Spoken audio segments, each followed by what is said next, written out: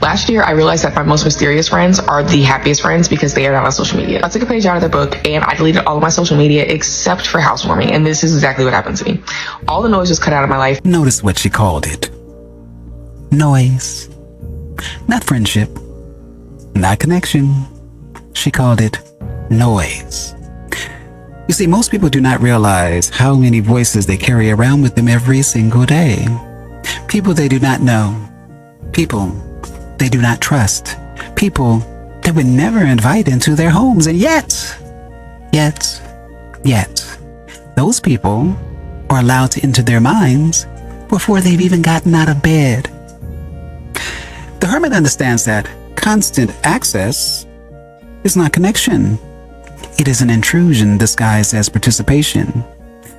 You do not have to hate people. No. You do not have to destroy your phone. But you must learn that everything capable of reaching you is also capable of disturbing you. The first sign that you are recovering your power is that silence no longer feels empty. No, it feels clean. And before we continue, subscribe if you are learning to protect your attention instead of surrendering it. This is the Hermit. When I post on my personal Instagram, it just feels like a bunch of eyeballs. When someone wants to check up on you, whether that be good or bad, where is the first place that they look? Instagram. And when people don't like you, for some reason, they don't unfollow you. They will sit back and watch every single story, see every single post, and absolutely despise you instead of just unfollowing. And you get on Instagram and you start posting about your life, not knowing that about maybe 20% of the people watching hate you and are actually rooting for you to lose. Our lives are sacred, and I feel that we shouldn't share our lives with people that don't want the best for us. Your life is sacred, but sacred does not mean secret. Sacred simply means selected. A temple is not valuable because nobody can enter it. A temple is valuable because not everybody can. We have confused visibility with existence. We believe an experience becomes real only after other people witness it. The meal must be photographed. The accomplishment must be announced. The relationship must be displayed. The pain has to be explained. And eventually, you stop living your life. Eventually, you start presenting it. The hermit does not conceal everything because he is afraid of judgment. No. He simply understands that intimacy loses its meaning when it's distributed to strangers. Not everyone who can see you deserves access to you. Some victories grow stronger in silence. Some relationships survive because they were never placed on display. And some parts of your life should only belong to you. It just got to a point where I kept having to take breaks off of there. And I mean, like, it wasn't like one break every year. It was like literally like every couple months. I felt like I needed to take a break. It was just the energy on there was heavy. It was negative. Like, I went through and tried to unfollow people and even clean up my feed. It still just felt heavy.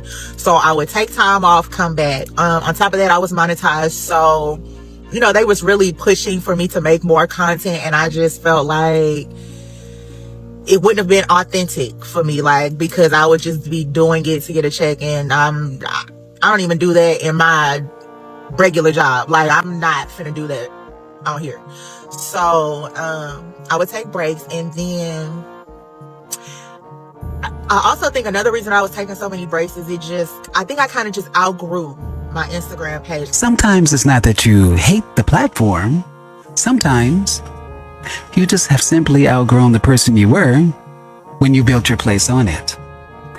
Old audiences carry old expectations. They remember how you spoke. They remember what you tolerated, who you dated, what frightened you, what you used to believe. Then, when you change, they behave as though you have broken an agreement. But the thing is, you never agreed to remain recognizable forever. You're allowed to become unfamiliar. You're allowed to stop explaining the transformation. You're allowed to leave rooms But the only version of you that feels welcome is the version of you you are trying to bury. The hermit does not beg his old environment for permission to evolve. No, he withdraws. He becomes quiet, very quiet. He allows the new self to develop without thousands of hands touching it. A seed does not announce itself while it is breaking open underground. No, it emerges when it is ready. The next thing I want to talk about is the fear behind it. What if I have no friends? And that fear is very real. I felt it too. If I remove these people, I'll have no one left. That fear is a fucking trap. It's going to keep you small. It's going to keep you loyal to people who don't give a fuck about you and who don't like you. So ask yourself this one. Why am I keeping this person around? You know who that person is. And often the answer is fear. Fear of being alone, fear of being forgotten, fear of having no witness to your life. And I get it. I've been there. But what happens after you cut those cords? Because at first it feels quiet. You might feel a bit empty, but then something is going to shift. Space is going to be created for you. That emptiness is the initiation. Many people do not fear loneliness. No. They fear having no witness. They fear no one is watching the story. They fear no one is confirming that they are attractive. No one acknowledging that they are successful.